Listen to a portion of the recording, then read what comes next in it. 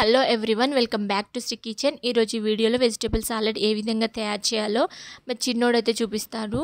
అదేవిధంగా ఈ గిఫ్ట్ని చూడగానే నాకు ఒక స్టోరీ అయితే గుర్తొచ్చింది. అది మీతో షేర్ చేసుకుందామని ఈ వీడియోలో చెప్పాను. వీడియో చివరి వరకు స్కిప్ అవ్వకుండా చూడడానికి ట్రై చేయండి. అదేవిధంగా ఈ వీడియో నచ్చినట్లయితే లైక్ చేయండి. Please subscribe my channel. Watch my video, share with your friends and family members. Chef ఒకసారి చూసినట్లయితే అతని ముందు 2 గాజు సీసాలు ఉన్నాయి. ఒకటేమో పెప్పర్, ఒక దానిలో సాల్ట్ వేసుకోవడానికి. అదేవిధంగా వెనకాల ఒక బ్యాగ్ లాగా ఉంది. దానిలో టూత్ పిక్స్ పెట్టుకొని ఒక బండి మీద వెళ్తున్న చెఫ్ని అయితే మీకు కనిపిస్తున్నాడు కదా. దీని వెనుకున్న స్టోరీ పురాణాల ప్రకారం ఏదైనా వంట రుచిగా ఉంటే నలభీమ పాకంలా ఎంత రుచిగా ఉంది అని అనేవాళ్ళు.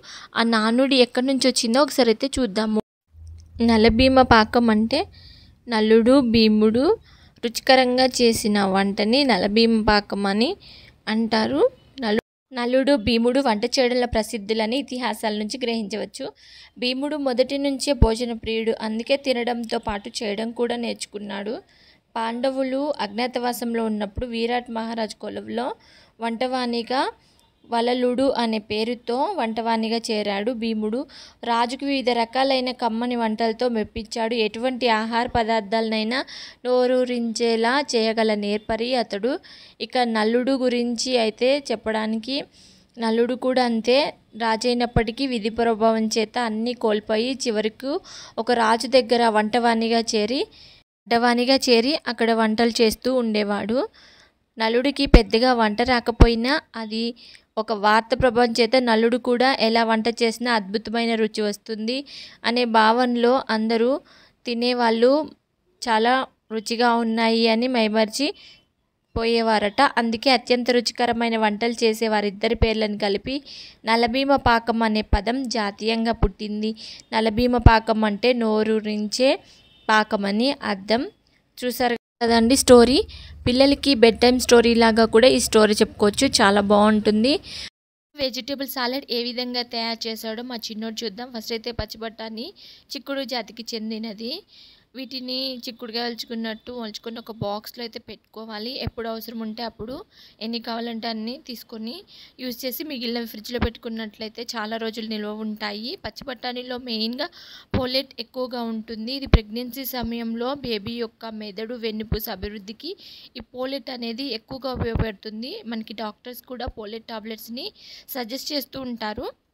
వాటితో పాటు ఈ పచ్చి బఠానీలు ఎక్కువగా తీసుకున్నట్లయితే బేబీ హెల్త్ పరంగా కూడా చాలా బెనిఫిట్స్ ఉంటాయి.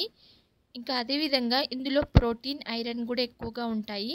ఎర్ర రక్త కణాలు ఏర్పడడానికి, శరీరం మొత్తం ఆక్సిజన్ సరఫరా అవ్వడానికి ఈ బఠానీలు అనేవి చాలా ఉపయోగపడతాయి. అదేవిధంగా అధికంగా ఫైబర్ ఉండడం వల్ల జీర్ణ వ్యవస్థ మెరుగుపరిచి మలబద్ధకాన్ని నిరోధిస్తుంది. ఇప్పుడు బఠానీలు 1 కప్పు వరకు తీసుకొని కుక్కర్లో ఉడికించుకోవాలి. కొన్ని వాటర్, సాల్ట్ వేసి ఉడికించుకున్న బఠానీలను ఒక స్ట్రైనర్లో వేసేసుకొని అందులో వచ్చిన నీటిని వడకట్టుకోవాలి. ఇలా వచ్చిన వాటర్ని వేస్ట్ చేయకుండా మనం సాంబార్లో కానీ పప్పుచారులో కానీ యూజ్ చేసినట్లయితే అందులో వచ్చిన విటమిన్స్, ప్రోటీన్స్ అనేవి పోకుండా వాటర్లో ఉంటాయి.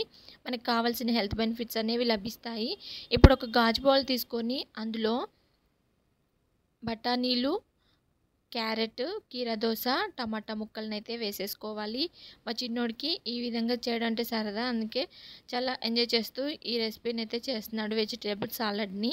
ఇంకా క్యారెట్లో చూసుకున్నట్లయితే మెయిన్గా vitamin A, vitamin C, vitamin K, potassium, fibre వంటివి క్యారెట్లో ఉంటాయి. మెయిన్గా క్యారెట్ని కంటి చూపు మెరుగవడానికి ఎక్కువగా క్యారెట్ జ్యూస్ తీసుకుంటూ ఉంటారు. ఇలాగా వెజిటేబుల్ సాలడ్గా కూడా తీసుకుంటే చాలా హెల్త్ బెనిఫిట్స్ లభిస్తాయి. ఇంకా కీరా దోశ అంటేనే కోరినంత ఆరోగ్యం.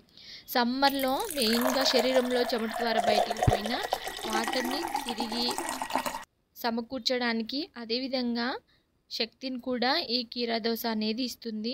ఎక్కువగా సమ్మర్లో కానీ ఎక్కువగా తీసుకుంటున్నట్టయితే మనకి వాటర్ డిహైడ్రేషన్ అనేది బాడీకి అవ్వకుండా ఉంటుంది. ఇందులో వాటర్ కంటెంటే 95% ఉంటుంది కీరా దోశలో.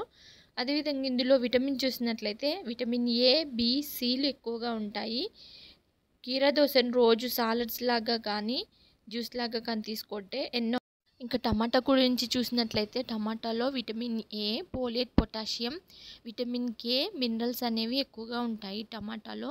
ఇప్పుడు కట్ చేసి వెజిటబుల్స్ని యాడ్ చేసిన తర్వాత లెమన్, సాల్ట్ వేసి కలుపుకోవాలి. పెప్పర్ కూడా యాడ్ చేసినట్లయితే చాలా టేస్టీగా ఉంటుంది. ఈ వెజిటేబుల్ సాలడ్ అనేది పిల్లలు స్కూల్ నుంచి రాగానే ఇచ్చినట్లయితే కలర్ఫుల్గా ఉన్న వెజిటబుల్ సాలడ్ తినడానికి ఇష్టపడతారు. తప్పకుండా ఇవ్వడానికి ట్రై చేయండి. ఈ వీడియో నచ్చినట్టయితే లైక్ చేయండి.